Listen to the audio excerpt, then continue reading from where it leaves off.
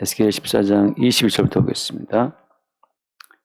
에스겔 14장 21절 주 여호와께서 이같이 이르시되 내가 나의 네 가지 중한 벌 곧 칼과 기근과 사나운 짐승과 전염병을 예루살렘에 함께 내려 사람과 짐승을 그 중에서 끊으리니 그 해가 더욱 심하지 아니하겠느냐.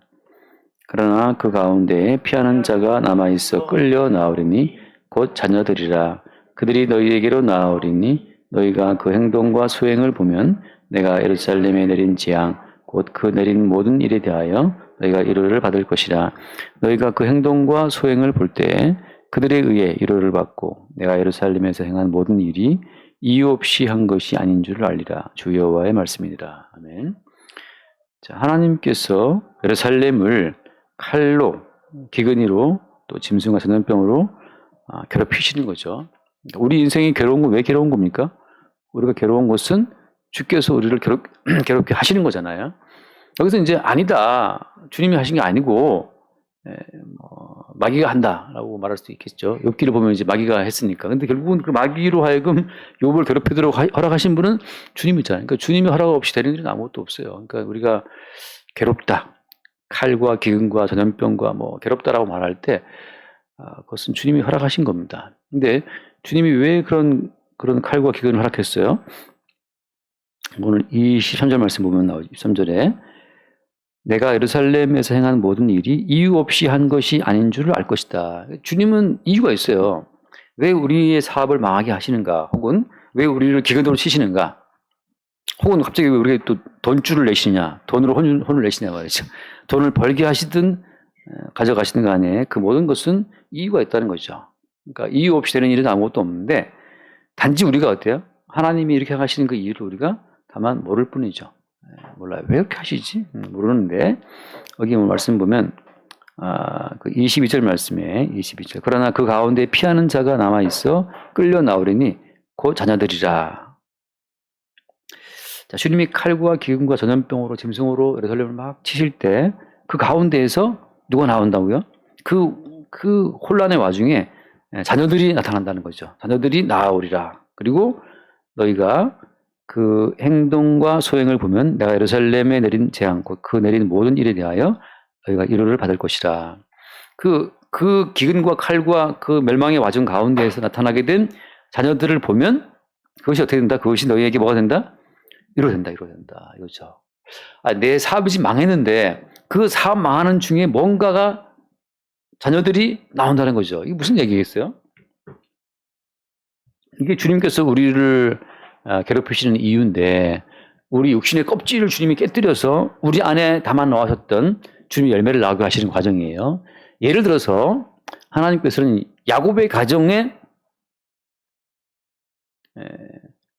칼을 보내죠. 그래서 결국은 그 요셉의 형들이 요셉을 팔아버려요. 그러니까 자기 사랑하는 아들 요셉이 어느 날 짐승에 의해 찌겼다 하잖아요. 칼과 기근과 사나운 짐승과 그다음에 또 뭐였습니까? 짐승과 연병인데, 그러니까 야곱이 듣기에는 피 묻은 옷을 갖고 와서 형들이 말하기를 아버지 요셉을 사나운 짐승이 찢었습니다 하고 이제 피 묻은 옷을 아버지한테 보여준 거잖아요. 아버지 야곱한테. 야곱이 그걸 너무 괴로워하죠. 너무 슬퍼하죠. 야곱은 그로부터 한 13년 정도 기나게 세월이 지난 이후에 요셉을 만나게 된단 말이죠. 그러니까 야곱의 인생에 닥쳤던 험악한 모든 그 고난과 아픔 가운데 도대체 이유를 알 수가 없어. 하나님 왜 내 아들 요셉을 주님이 죽게 했습니까? 답을 몰라. 근데 언제 알아요? 13년 뒤에 애굽의 총리가 된 아들 요셉을 보죠. 그때 어때요? 그때 이 야곱에게 큰 위로가 되죠. 야곱의 인생은 깨졌어요. 아들과 함께 알콩달콩 살고 싶어하는 아들과 함께 살고 싶어하는 그 야곱의 인생의 꿈은 박살났지만 그 와중에서 뭐 하나 나타났습니까? 하나님의 뜻을 이루어내는 총리가 된 아들 요셉이 나타났다는 거죠. 그러니까 성도의 인생은 매일 깨지면서 성도의 인생의 꿈도 깨지고 바람도 다 깨져버려요. 나는 부자가 될까? 그거 깨진단 말이죠. 사랑하는 사람과 살고 싶어. 그것도 깨져요. 다 깨져요. 주님이 그렇게 우리의 껍질을 깨는 과정이 칼과 기근과 사나운 짐승과 연병인데 그걸 우리가 다 깨버리고 나서 도대체 우리는 이유를 몰라. 알 수 없어. 근데 야곱이 13년 뒤에 총리가 된 아들 요셉을 만나보면서 위로를 얻고, 이렇게 주님께서 이스라엘 백성을 구원하기 위해서 미리 요셉을 보내셨다는 사실을 나중에 알고, 그죠? 일의 전모를 알고 야곱이 위로를 받죠. 그게 성도의 인생이라는 거예요. 성도의 사적인 모든 꿈이 매일 깨지고 박살나고 부정당하면서 주님이 계획해 놨던 주님의 뜻이 성도의 인생을 통해서 산출될 때 그것이 성도에게 자녀가 되는 것이고 그게 열매가 되는 거, 그것이 우리에게 위로가 되는 거예요.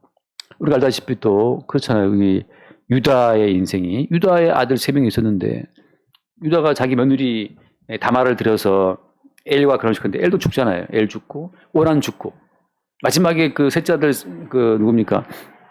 셀란가 걔 안 죽이려고 또 보내버리고 와서, 그러니까 그 며느리 다말로 말미암아서 유다의 집안이 아들 둘이 죽는 비극이 벌어진 거잖아요. 그래서 유다는 이유를 모르겠지만 가족을 지키려고 막 애를 쓰고 있었는데 기어이 주님께서 또 며느리와 관계하게 함으로 말미암아서 누가 태어났어요? 베레스가 태어났는데 그 베레스를 보고 유다가 뭘 인정합니까? 나보다 넌 옳다라고 말하면서 하나님의 행하시는 일의 열매로서의 베레스를 보죠. 그 베레스는 누구예요? 그 베레스는 예수님 족보에 올라가 있는 예수 조상이 된단 말이죠. 예수 그리스도를 잉태하는 자가 되는 거예요.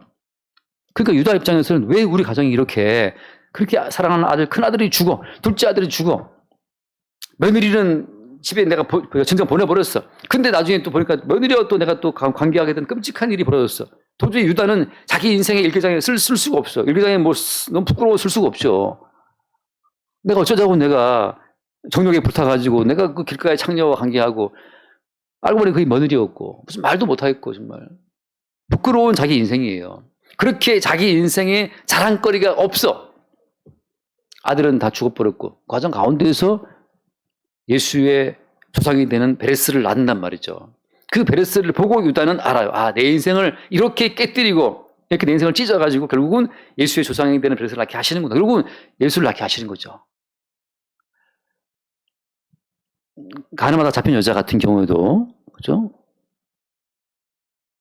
처음부터 가늠하고 싶었겠습니까? 인생이 요상하게 꼬이다 보니까 결국은 그 됐는데 도대체 알 수가 없지. 왜 이렇게 내 인생은 왜 태어나서 말이죠. 왜 태어나서 왜 한 남자와 사랑하지 못하고 왜 이렇게 부끄러운 다들 걸려가지고 또 돌발 죽게 생겼단 말이죠. 이렇게 알 수 없는데 마지막에 용서하신 예수 그리스도를 만나게 되죠. 결국은 그 여인의 인생은 찢겨지고 더럽혀지고 박살나면서 용서하시는 예수 그리스도를 증거하는 역할로 등장하게 되는 거죠. 그것이 바로 그 여자의 자녀가 되는 거예요. 예수 그리스도를 한출하는 그 역할로 성도는 부르심을 입은 겁니다. 그런 점에서 성도는 매일매일 개인적인 자기의 꿈이 깨지는 어떤 과정으로 가는 건데 그것이 어떤 사건이라고요? 자기의 개인적인 꿈과 희망이 깨지는 그 사건이 십자가의 사건이에요. 그래서 하나님 아들 예수님도 이 땅에 오셔가지고 죄인이라는 오명을 뒤집어 쓰고 십자가에 맞고 죽는 겁니다. 다시 말해서 이 땅에서 많은 사람들로부터 뭐 경건하네 어쩌네 뭐 그런 칭찬들을 생각하지 마세요. 예수님 자신이 이 땅에 와서 강도와 함께 못 박혀 죽음 당하셨단 말이죠. 그 무슨 말이에요? 사람들이 예수를 바라볼 때 강도 가운데 한 명 달려 있었기 때문에 그냥 죄인으로 보는 거예요. 우리 은서 여기 앞에는 뭐 세인트 어거스틴 뭐 써져 있는데 세인트 어거스틴 플로리다 뭐 써져 있는데 우리 이 땅에서 살면서 성 어거스틴 뭐 그런 말 들을 생각도 하지 맙시다. 왜? 예수님도 십자가에 강도하게 못 박힘을 알리면서 강도처럼 취급받고 죄인의 모습으로 죽었는데 뭐 대단한 우리라고 그렇게 거룩한 사람, 인격적인 사람, 그 목사님 훌륭한 인격자야 뭐 그런 말을 뭐 듣고 싶어요. 그렇게 우리가 주저도 안 되지만 주님은 칼을 보내고 기근 보내고 연병 보내고 막 짐승 보내서 우리를 찢어요. 왜? 너의 반듯한 인생 만들려고 내가 일단 살게 게 아니고 너를 찢어 발견해서 네 속에 들어있는 그 자녀 예수 그리스도를 한출하는 목적이다 말이죠. 그러니까 주께서는 우리 인생을 어떻게 찢든 간에, 그죠? 평생 뭐 얼마 안 되는 교회들을 목회 초라한 목사로 간다 하더라도 말이죠. 결국은 그 인생이 찢겨지는 과정을 통해서 예수 그리스도가 산출된다면 그게 주께서 우리에게 행하시는 하나의 과정이라고 하는 거죠. 하나님 말씀을 요한복음 3장 보면 요한복음 3장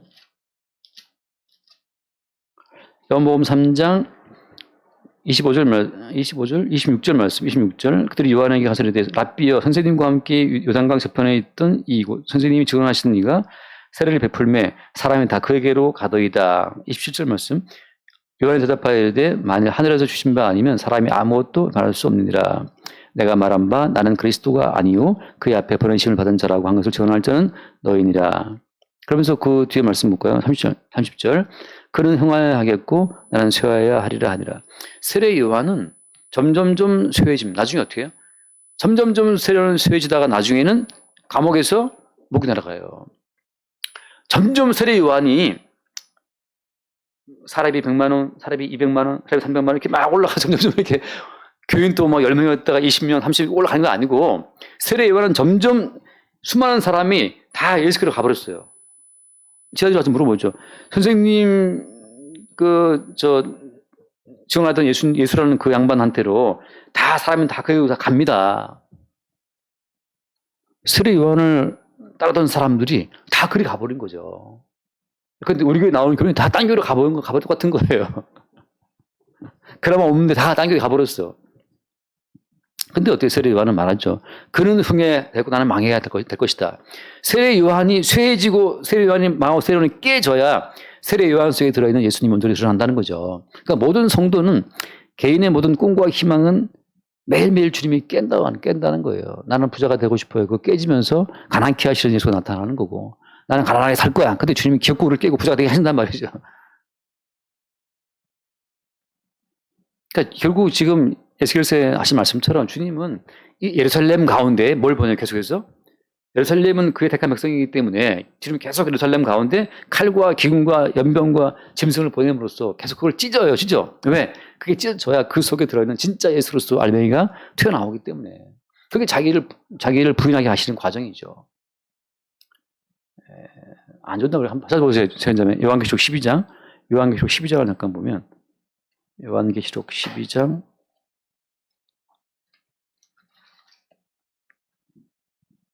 1절 이하에 좀 봅시다. 1절 이하에 보면은 요한계시록 12장 1절 하늘에 큰 이적이 보이니 해를 옷 입은 한 여자가 있는데 그 발 아래는 달이 있고 그 머리에는 12별의 관을 썼더라. 2절 이 여자가 아이를 베어 해산하게 되며 아파서 애를 쓰며 부르짖더라. 그러면 아이를 베고 다 산통한단 말이죠. 다 진통을 해요. 근데 그건 뭘 보여주는 그림자입니까? 아이를 베어서 해산할 때 고통을 받는데 첫 번째 아이 베어서 고통한 사람이 누구였어요? 하와였잖아요. 근데 하와에 준 약속이 뭐였습니까? 여자의 후손이 뱀 머리를 상하게 한다는 말씀처럼 여자의 후손을 낳기 위한 그 어떤 모형적 그 어떤 관계성 속에서 여인들은 다 해산의 고통을 겪는 거예요. 성도는 자기 몸이 찢어지는 고통을 통해서 여기 나는 아이를 베어 해산하게 됐다. 부르짖는다. 근데 거기 5절 말씀 보면 5절에 여자가 아들을 낳으니 이는 장차 철장으로 만국을 다스릴 남자라. 그 아이를 하나님 앞과 그 보좌 앞으로 올려가더라. 이게 참 이상하잖아요. 어차피 하나님 앞에 올라갈 아들이면 그 왜 태어난단 말이죠. 그냥 거기 하늘에 있지. 왜 태어나가지고. 근데 그게 아니에요. 반드시 아들이 여자의 몸을 거쳐서 태어나서 올라가야만 그 남자를 해산했던 그 여자가 함께 구원되는 겁니다.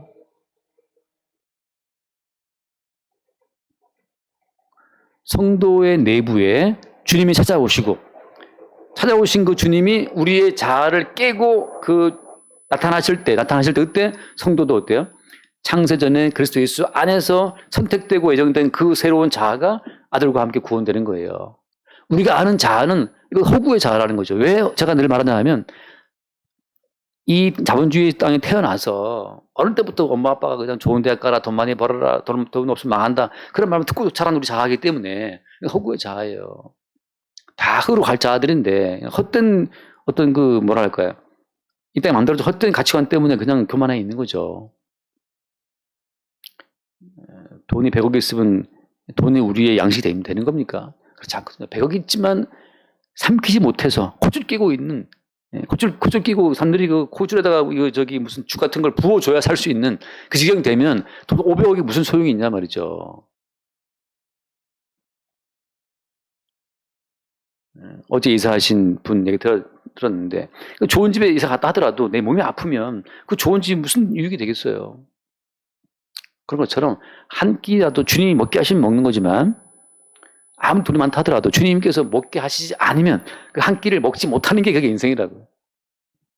병원에 가보면 투석한다고 이 방광에 문제가 생겨가지고 그걸 못 걸어내가지고 말이죠. 그게 줄줄이 그냥 침대에 누워서 투석받고 있어요. 돈이 100억이 있으면 뭐합니까? 투석을 받아야 사는데. 그러니까 주님께서는 우리의 몸을 깨뜨려서 예수님을 산출하고 생산하는 그 목적으로 우리 인생을 지으시고 그렇게 예수님이 우리 몸을 통해서 거쳐가는 과정을 통해서 우리도 함께 어때요? 아들이 있는 예수님께로 인도함 받는 겁니다. 예수를 낳은 자만이 예수와 함께 하늘에 올라가는 거죠. 이것이 어떤 거예요? 예수와 함께 죽고 예수와 함께 사는 인생이라고 하는 거예요. 그러니까 주님이 칼을 보냈다? 이 칼을 왜 보낸 겁니까? 십자가로 우리를 죽이는 과정이 칼이에요. 하나 더 읽어볼게요. 고린도전서 15장. 고린도전서 15장. 이것도 안 죽은 것 같아요. 고린도전서 15장을 보면은 거기 몇 절이죠?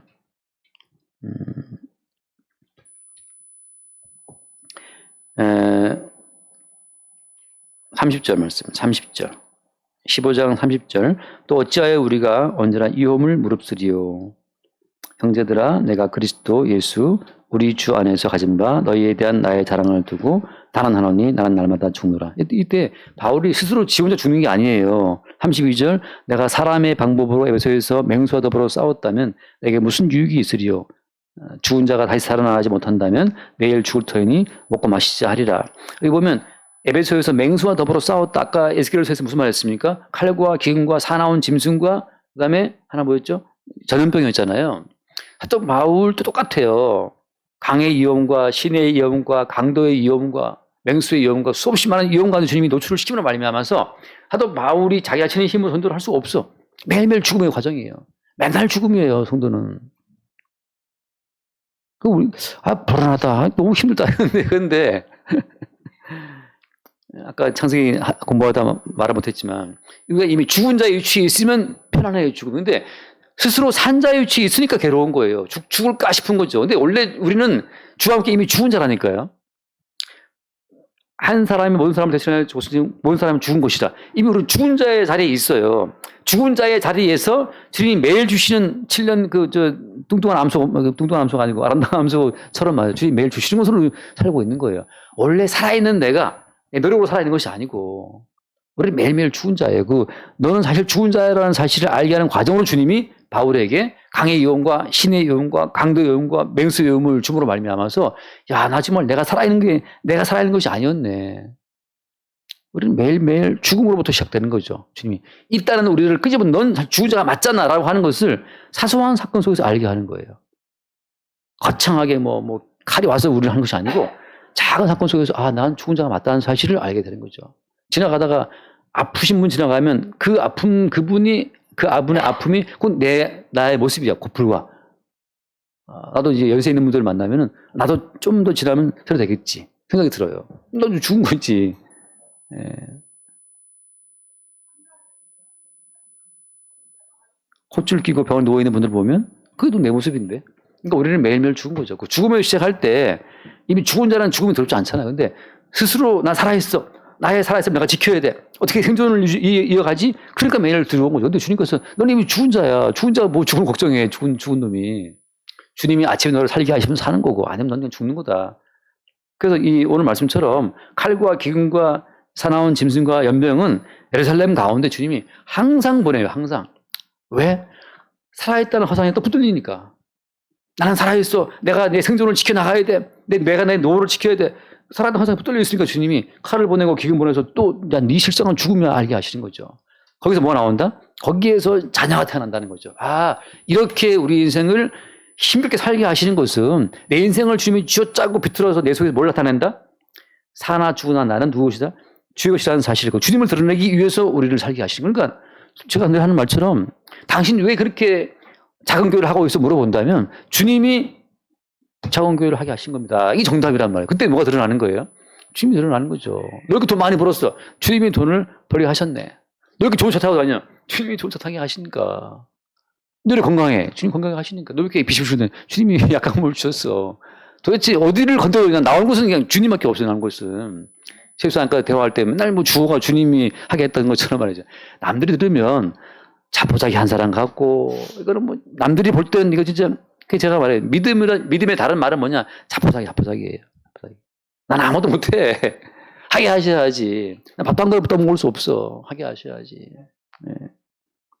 내가 집사람 밥을 여러 번 떠먹였어요. 근데 내가 왜 먹였냐 하면 예전에 이 간병사들은 밥을 막 집어넣어요. 그냥 빨리 이걸 빨리 비우고 딴 사람 또 먹여야 되니까 정말 짐승한테 먹이는 것처럼 제가 너무 분노해가지고 항상 제가 때마다 갔어요.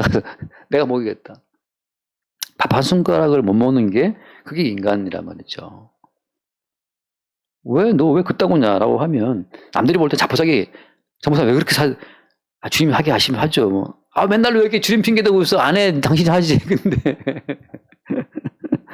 핑계가 아니고 아까 요한이 그랬잖아요. 하늘에서 주신 바 아니면 못 받는다 하잖아요. 뭐 봤죠? 하늘에서 주신 바 아니면 아무도 못 받아요. 하늘에서 주님께서 한 사람을 주시든 단돈 10,000원을 주시든 밥도 먹을 수 있는 힘을 주시든 소화시킬 수 있는 혈을 주시든 그 모든 것은 주신 것이란 말 주신 거. 근데 자꾸 우리는 또 우리를 떼내. 주님에서 우리를 떼내서 독자적으로 네가 움직이란 말이야. 너 크리스찬 맞잖아. 네가 움직여. 너도 뭘 해야 될 거 아니야. 근데 광야에 처박아 놓고 우리가 뭘 합니까? 광야에 처박아 놓고. 광야에서 무슨 밭을 이룰 수가 있어. 농사를 지을 수가 있어. 뭐 과일에 망고가 있습니까? 뭐 할 수 있어요.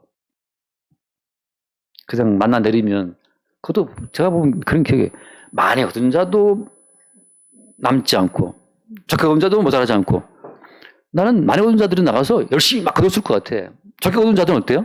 귀찮은 거야 나가서 아이씨 뭐 하는데 그것도 안 모자라네 이렇게 이게 사람이 다 성격대로 가는데 어떤 사람은 얼마나 나가서 열심히 거뒀겠어요. 많이 거둬봤자 뭐해? 네, 다 썩어버리고 뭐 벌레만 생기는데 돈을 뭐 집에 10억 쌓아두면 10억 뜯어 먹을 겁니까? 결국 그래봤자 이 조그만 유장 속에 몇 개 집어넣을 건데 이러면 또 목사님 자본주의 사회에서 그렇게 살면 망합니다. 자꾸 꿈과 희망을 줘서 많이 벌게 하셔야지. 교회 헌금 많이 하면 또 실제 많이 들어오면 또 목사님 살가 올라가고 좋을 텐데 왜 그렇게 나약한 말을 하고 앉았냐 말이죠.